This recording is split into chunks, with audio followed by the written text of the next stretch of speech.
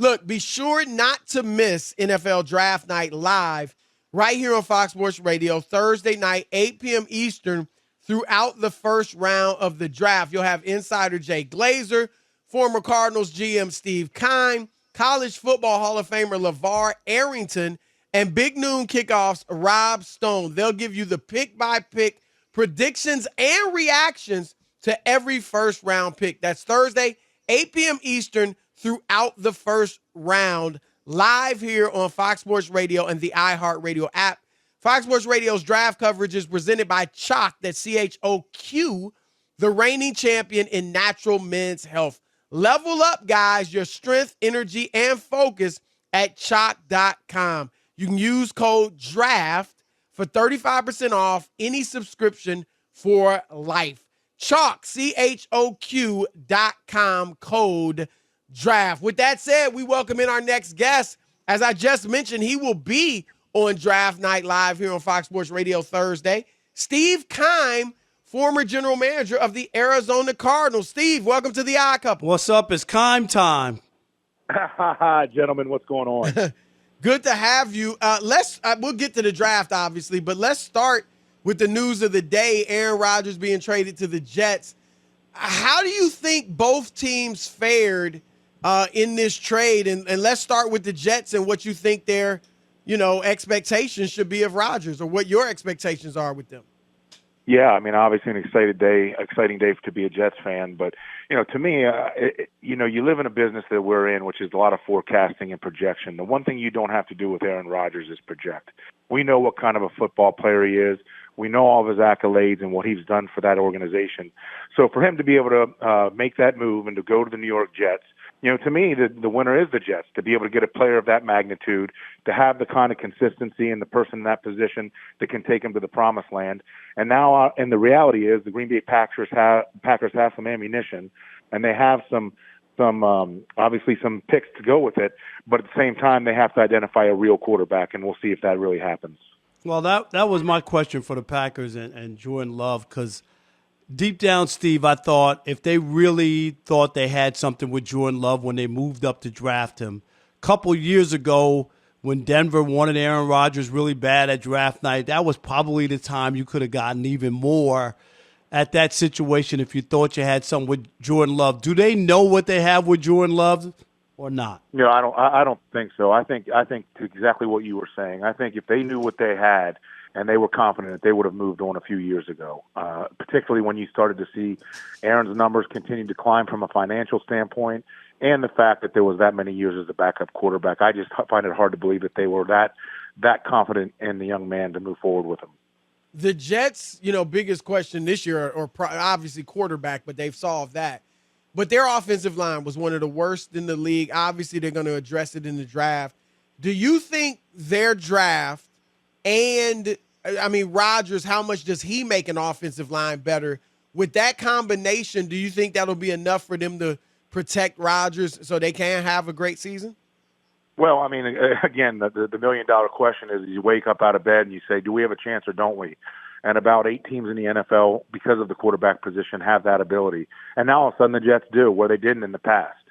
So now when you look at their team and how can we build around Aaron Rodgers, obviously the offensive line needs to be upgraded, but at the same time, because of the way that Aaron Rodgers plays, his ability to process information quickly, get the ball out quickly, and then obviously Joe Douglas's ability to add some bodies to this roster. To me, obviously, instantly you can have a much better team and a team that's in position to contest. Is it different for a team like the Jets that kind of came out of nowhere last year when they started out? They're a young team, a young coach as far as a head coach, and, they came out of the gate. And then, things that bad quarterback play, and then things fell apart or whatever. But this year, there's no, surprising anybody.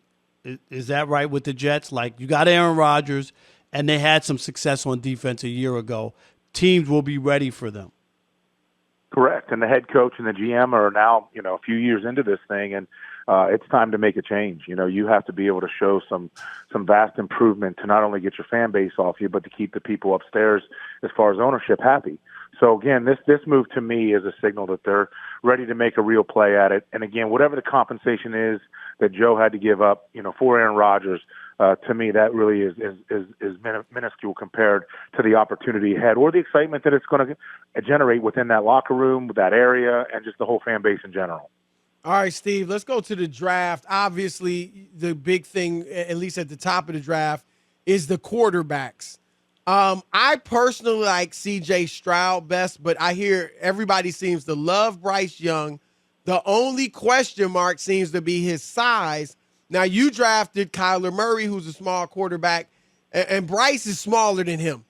Do you – I assume by drafting Kyler, you don't think size is a big issue, but what do you think to say to those who have concerns about Bryce because he is small?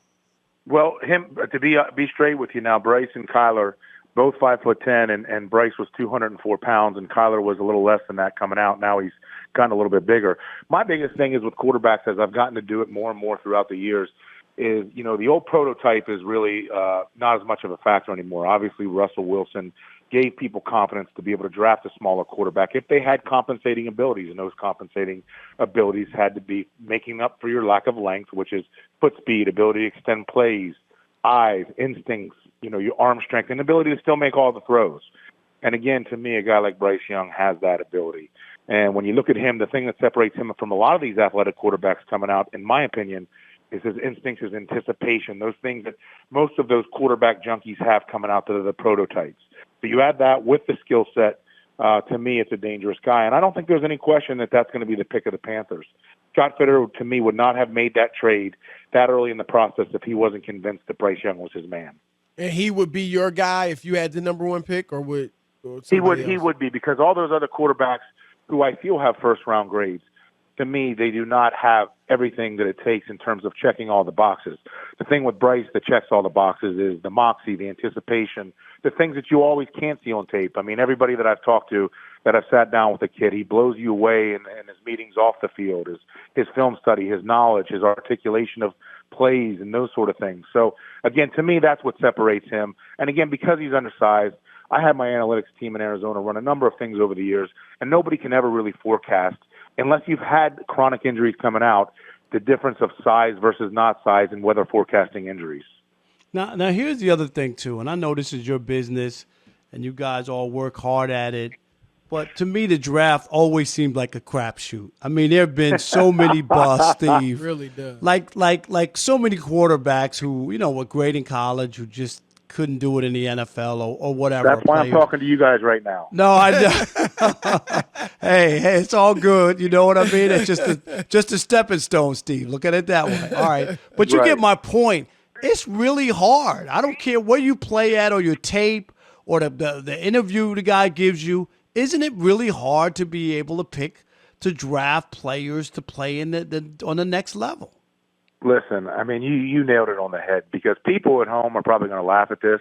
But again, I go back to analytics, and analytics were really just something that just would be able to get me to step aside and think about something for a second. It never was anything that built my philosophy or those sort of things. I'm still old school. I want to see it on tape. I like the production, the combine, and all the measurable stuff. Obviously matters some, but I've gotten to obviously overlook some of that as well. The bottom line is my analytics team put together something for me that was over the last 10 years, you realize that 49% of the first-round picks have failed. And when I say failed, our barometer was not even high. To be a first-round pick, all our barometer was is that you were an average NFL starter for 3 years or more. Now, again, that's taking out injuries, which is obviously something you cannot forecast. But when you're sitting at home and you're saying all the bells and whistles are these easy first-round picks that you basically close your eyes and you throw a dart at it, that isn't it. And you go down the list, and what I've always done with my staff in the past, sit down the first day of training camp and have a little fun. Go back to the last 5 drafts, walk through 1 through 32, and say, was this first pick, this second pick, this third pick, were they a good player, Pro Bowler, starter, what were they? And it's amazing to say how many players aren't even in the league by year 3. No doubt. Last thing, we'd be remiss. Kyler Murray's been through a lot, obviously. And at one point, Steve, you guys were 7-0 2 years ago. Right. and it looked like you were heading where He you looked like wanted. the next. Yeah, great I mean, it was amazing, and for the wheels to fall off from where it is, and then so many players taking shots at him and all kinds of stuff. The guy's got to be a tremendous athlete to be a baseball player and football player in the first round. But where's the future for him? Where is this a crossroads this coming year for him? I mean, I don't think there's any question. Obviously, the fact that he's coming off of an ACL injury is a little bit of a concern for most. And I said this the other day. I really don't see it for him being the biggest obstacle, because I wouldn't mind the fact that he's in there every day, spending more time in the facility around the support staff and his teammates, because we all know that builds trust and relationships. And I'm not saying Kyler was not that. What I'm saying is it's just the fact that you're around the team more. We all sometimes forget Kyler never had a spring of football. He was a one-year starter at Oklahoma, transferred from A&M, and played baseball every spring of his career. Right. So you'd be naive to not think that he's going to continue to get better the more football he plays. That being said, it's obviously there are some things that obviously he has to improve upon. We have to improve the roster around him, that being the Cardinals, and put him in a position to succeed, which whatever offensive plan that they come in with or the schematical approach that they have has to fit what he does. And again, he has to step up and do his thing this year. And again, it comes down to every part of the facet of playing that position, not just being a skilled player, which is off the charts for him. It's the off-field, studying habits and putting everything into it, which I think he'll do. Kyler's a winner now. He hates to lose as much as anybody I've been around. It's just continuing to grow as a young football player and understanding how to be a pro. That's Steve All right, Keim, Steve. former general manager of the Arizona Cardinals. Catch him Thursday on Draft Night Live right here on Fox Sports Radio. Steve, great stuff. We appreciate Steve, it. I already named your segment as you go forward. Remember me with a little 10%. It's Keim time, all right? There you go. Hey, anytime you need me, Keim time's coming, baby. There you go. All right, Steve, thank you.